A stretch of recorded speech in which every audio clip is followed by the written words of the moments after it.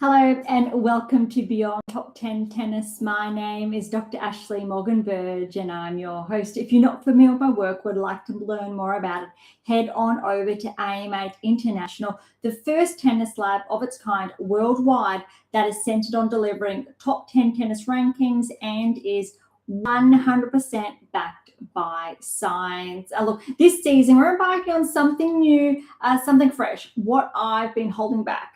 Changeover segments will deliver how to beat the best players in the world or how the best players in the world are winning with top 10 to Grand Slam differences. Really important. If you want more, that's where my 14 books come into play. So be sure to dive into them and become familiar with AM8 International and the 180 plus previous episodes.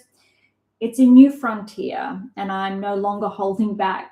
So buckle in and enjoy the ride. Welcome to episode 184 of Beyond Top 10 Tennis. Oh my goodness. If you tuned into our previous episode, you would have heard me discuss changeover segments, the format that we are going to test out.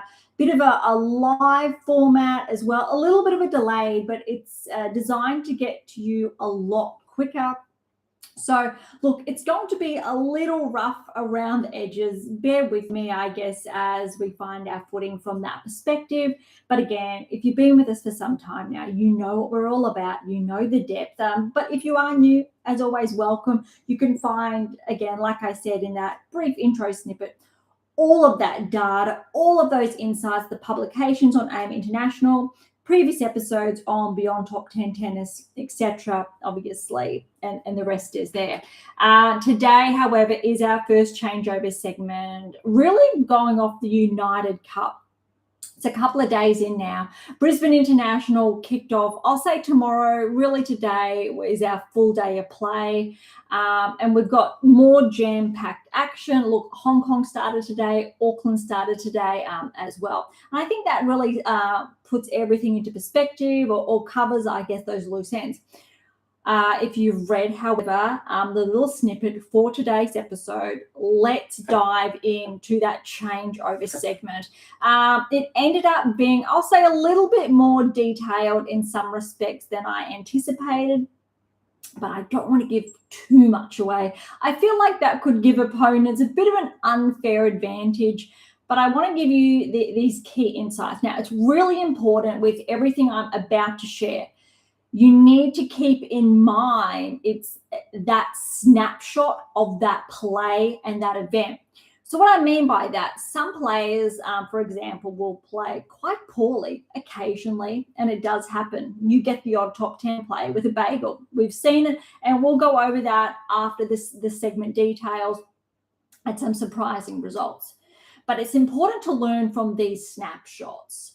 Just because a player has that metric doesn't necessarily mean it's across the board.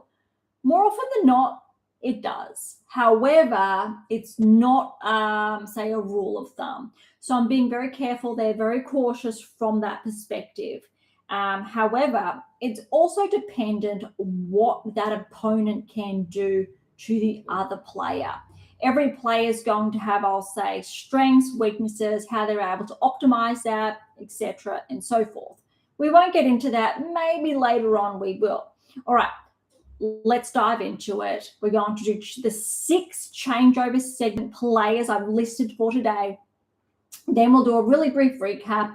What's going on, what's happened the last couple of days, what maybe we can keep an eye out on, etc. But again, very different format from previous episodes, shorter, condensed, and feedback's always welcome. All right, starting with Sakkari.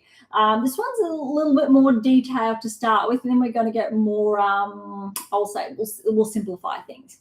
Focusing on Sakkari, the biggest takeaway for her to work on in this match, so this is when Sakkari is playing Osaka, is her ability to integrate angular movement during play.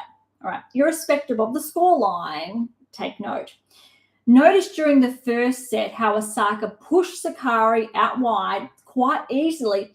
due to her dominant horizontal movement opposed to a more profound integration of angular movement. That's the big one you're looking for.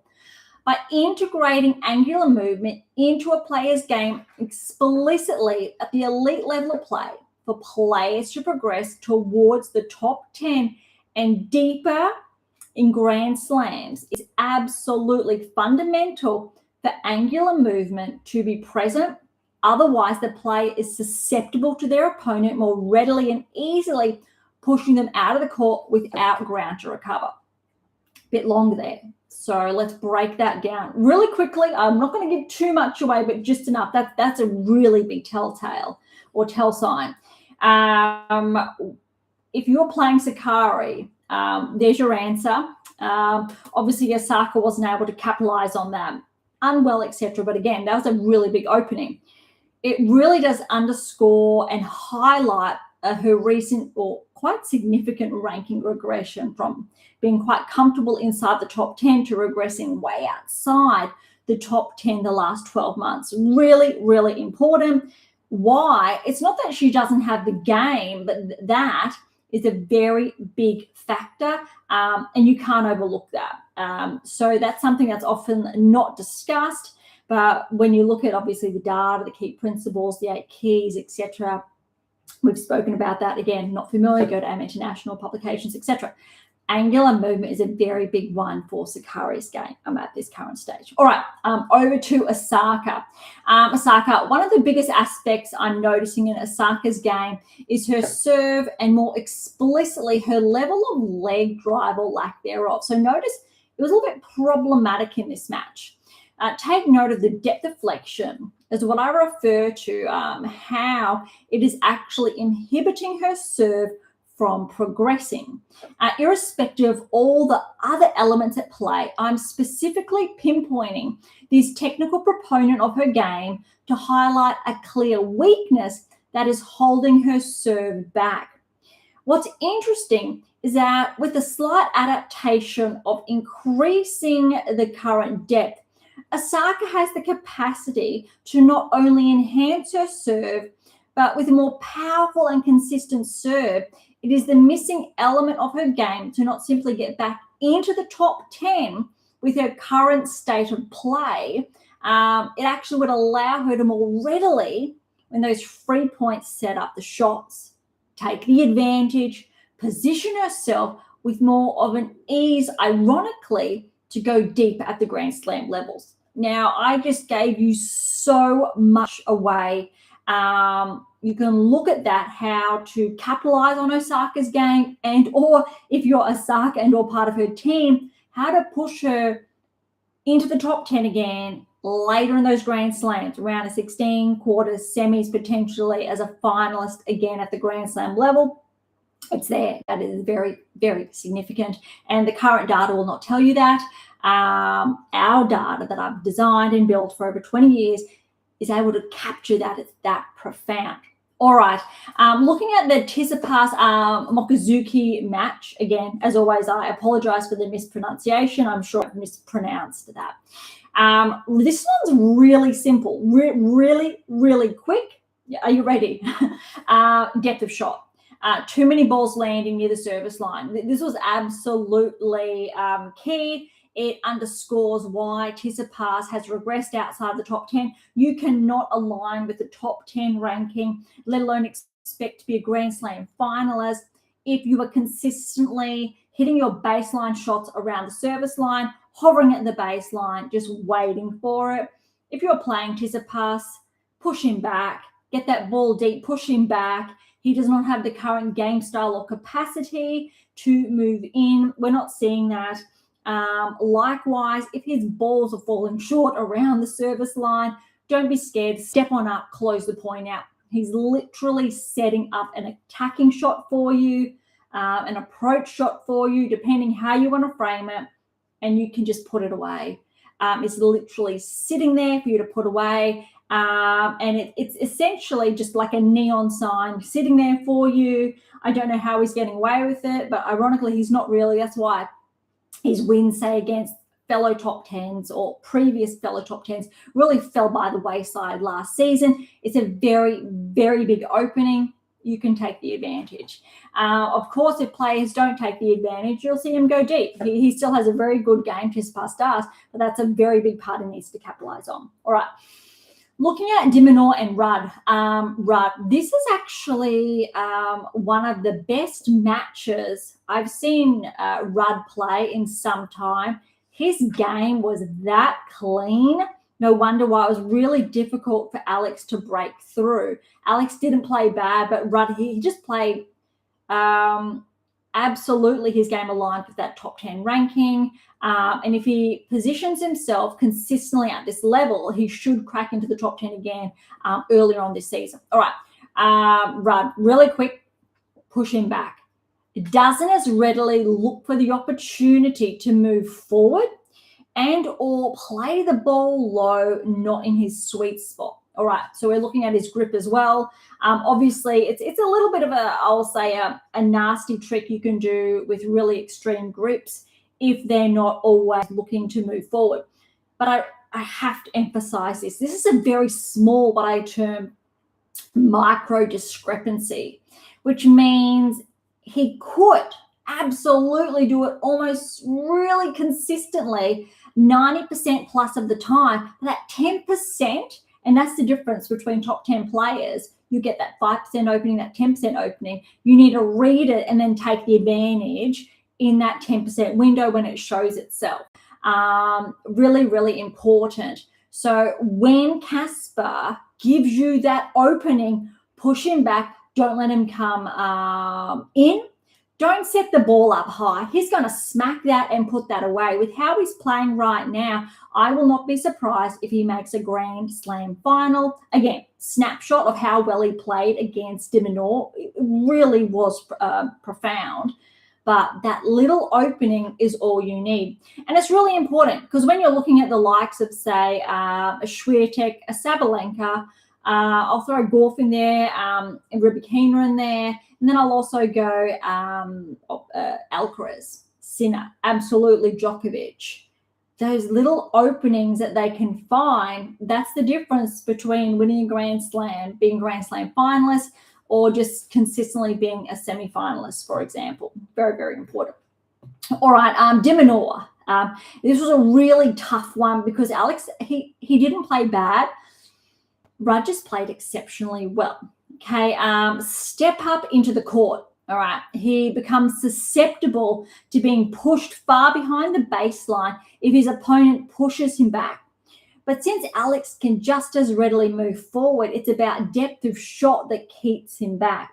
So the weakness there and really how to stop Minaur's game is for those deeper balls consistently. It's almost a no-brainer. But if you pair Alex, obviously, with Tsitsipas, Alex is going to take the advantage any day of the week, just as two contrasting styles from that perspective. However, if you drop that short, Alex's game, he will put it away. He has that depth of shot. But again, it's only those micro discrepancies similar with Ruud, keeping in mind how well Alex has been playing.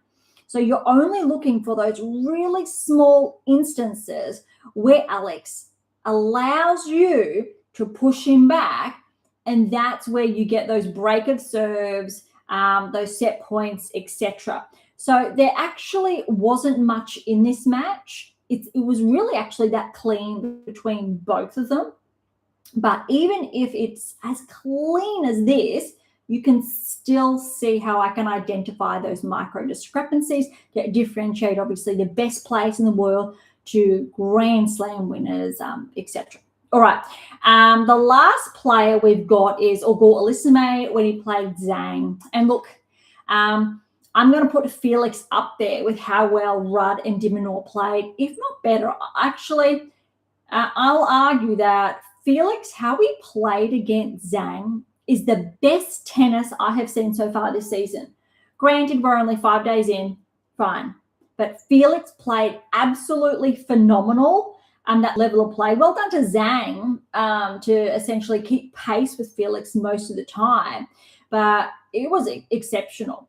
The biggest thing to look for in Felix's game, because I can guarantee you when you're looking at the likes of a Sinner, Alcaraz, for example, what they take advantage of, it's Felix's momentum, all right?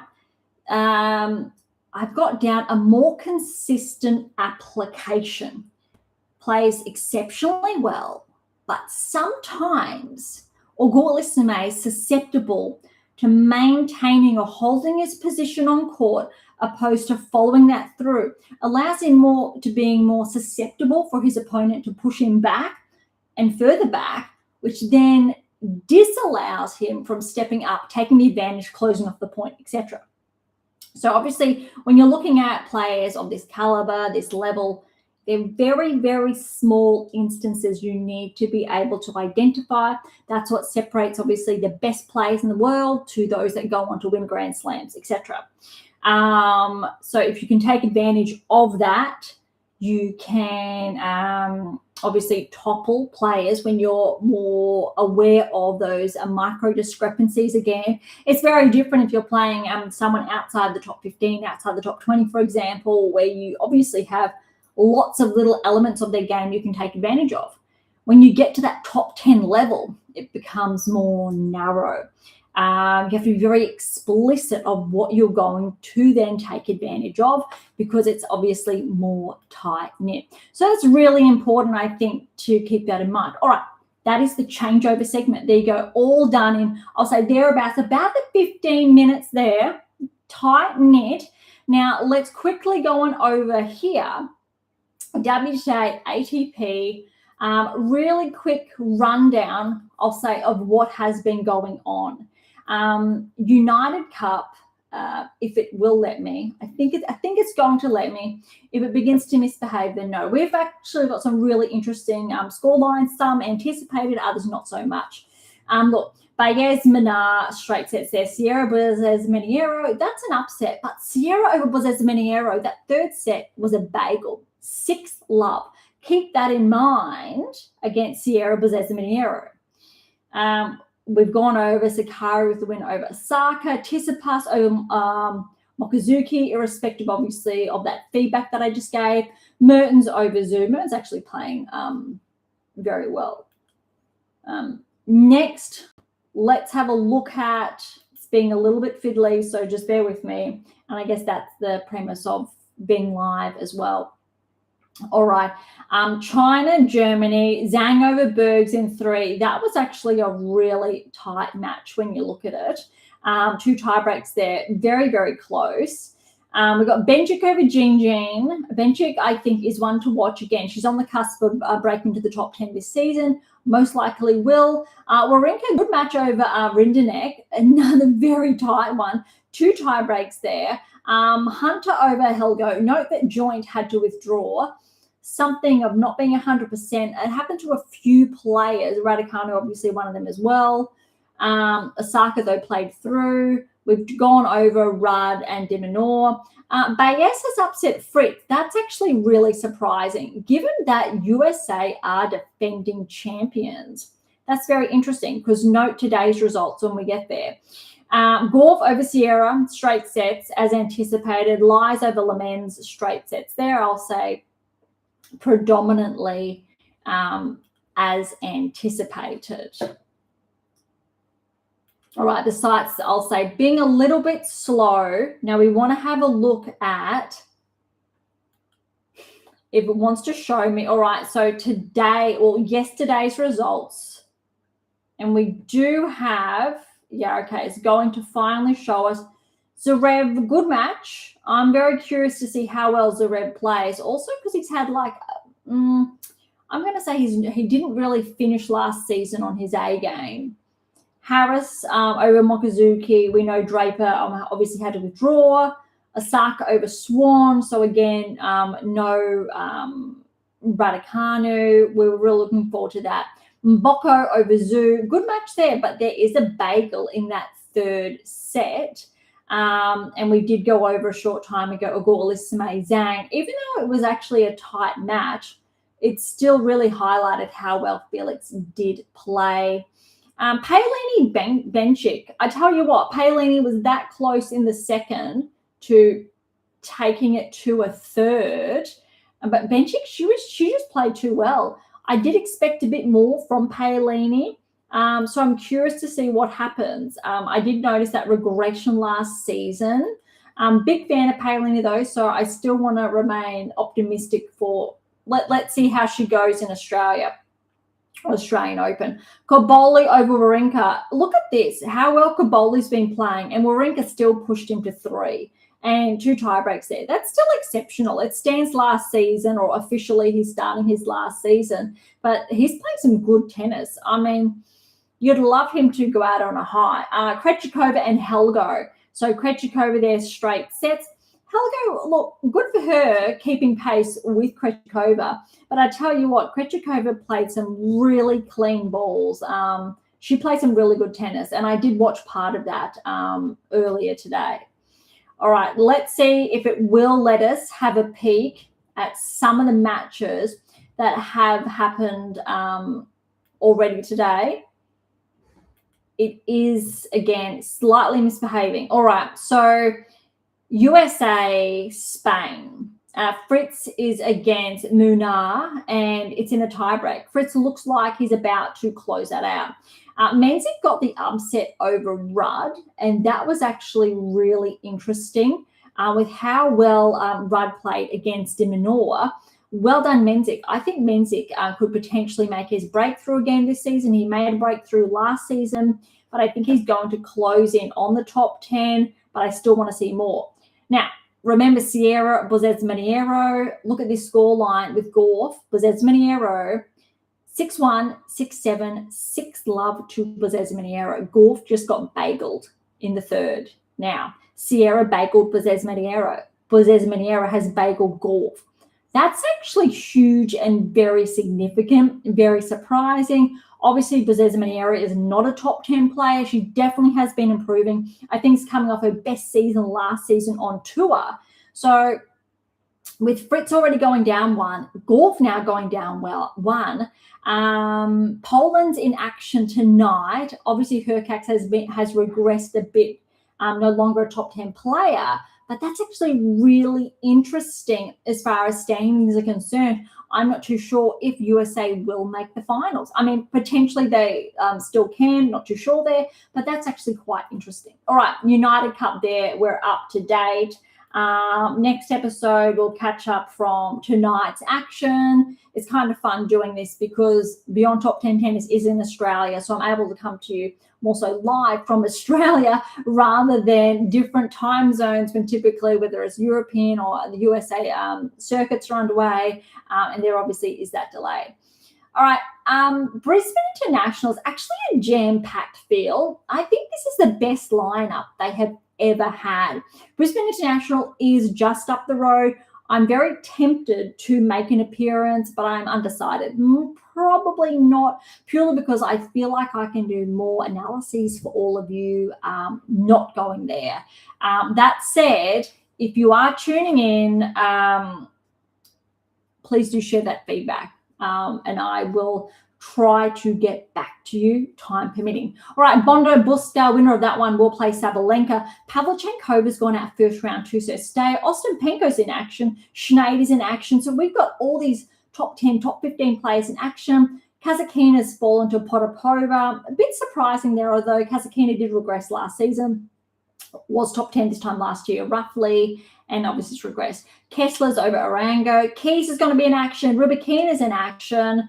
Look, Zhang's got the win over Kruger. Buskova over Christian. Buskova is going to be one to watch. Good test for Badosa. They've got each other in the second round. But Buskova really, I did pinpoint her as one to watch last season. Makova's in action. She's got Tomljanovic second round. She got through against Jackie Mo straight sets in the first. Kennan's through in 3. She's got Alexandrova. Towson's in action. Oh, my goodness. Maria Jones will play each other. Samsonova, Fernandez, Jastrzemska. I'll say former top 30 there. Kalinskaya, former top 15, Pagula, Andreeva, huge really big lineup. Vondrasova and Fretch, that's a big one. First round winner of that will play Noskova. Kostruk's in action. She's going to play the winner of Putintseva Baptiste. Putintseva got the first set. Baptiste's upper break in the second.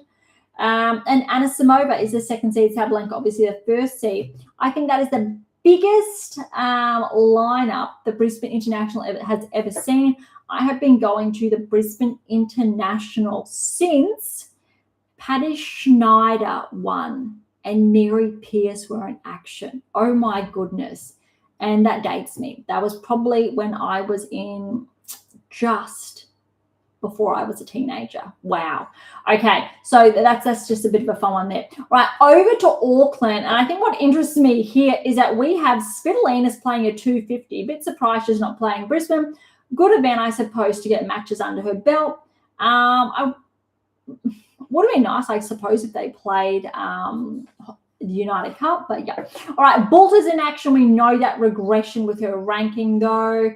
They're primarily the biggest draw card. They're Stearns, Lynette, and Williams, obviously, first round there, Parks. Vekic and Iala, that'll be interesting. Obviously, Vek just had a bit of a regression in her ranking. Stevens, we know her regression, her ranking as well. And Navarro. So Navarro, I'll say similar idea to Svitolina, the 1 and 2 seeds respectively. All right, so that's the WTA Tour. That's actually quite interesting. So we will have more of a dive into that as the rounds or the rounds do progress. ATP Tour, we've already gone over the United Cup action. So we'll head straight to Brisbane. And look, since it's a 250, the action's only kicked off today. Medvedev's number 1 seed. He'll be on later tonight. Davidovich Fokina is the 2nd seed. Tiafoe got a first round win over Vukic. Lecheka and Macax in action. Both of them are meeting first round. That will be interesting. Korda got through first round. Michelson's in action. Teen got through first round. Norrie's in action. Kyrgios and Kokovic, they're going to face first round. Mapeshi, Pericard, and Paul. I'm curious to see how Paul levels up because he did have a bit of a regression last season as well. Obviously outside the top 10. Shapovalov, let's see if he can go deeper. He did have a rankings rise last season. Dimitrov, great to see him back in action. Unfortunately, I would have liked him to have that protected ranking, but he has regressed obviously outside the top 10 since, I want to say it happened in the US Open from recollection. Poprin's in action. He's had a big regression as well. And Davidovich Fokina, 2nd seed. He's got Nakashima first round. As far as Hong Kong is concerned, again, only kicked off, I think, a short time ago. Mazzetti is the number 1 seed. Bublik's the 2nd seed. And remember a previous episode I shared Bublik's ridiculous, incredible rise last season, how well he played. Diallo, 6th seed. Rublev's going to be in action. Silic, Borges, Keknovic, Mueller, Giron, Kakanakov. That'll be interesting, actually. Was top 10, regressed outside of the top 10. Let's see if we can get back inside the top 10 or not. That really rounds up, I'll say, the top players there, but hasn't really, we don't have matches that have gone underway. All right, so that's really today's episode. We've had a very quick dive into the current draws, what's in store for the United Cup, Brisbane International, Auckland, Hong Kong. You have had your first edition of the changeover segments. If you've got feedback, send that through. I'd love to hear that. I'm really looking forward to seeing what happens in the United Cup, especially this evening, because we do have Poland in action. But again, obviously, as the Brisbane unfolds, there's a lot of top players there, especially on the WTA Tour. And I think that's going to be very, very interesting. All right, so thank you so much for listening. To grab a copy of any one of my 14 books, you can find them on AM8 International, Amazon, so irrespective where you're based in the world. Any comments or questions, head to AM8 or Top Thread or leave comments directly on YouTube or Spotify. To interact beyond Top 10 Tennis, catch up on our blogs, sign up to my newsletter, head to AM8 International, and remember to check out Pink Octopus books to Spruik. And if you enjoyed today's episode, please subscribe, like, and or share, and all of the above. Beyond Top Tennis exists for you, so please consider sharing us near and far. All right, more seriously though, if you are serious about heading towards the top 10, want to know what your game is specifically missing, obviously with data on your side to secure that maiden Grand Slam or more, don't be shy and come and say hi. All right, on that note, thank you so much for listening. I'm so incredibly grateful. I'm your host, Dr. Ashley Morgan Berge, and this is Beyond Top 10 Tennis, and I'll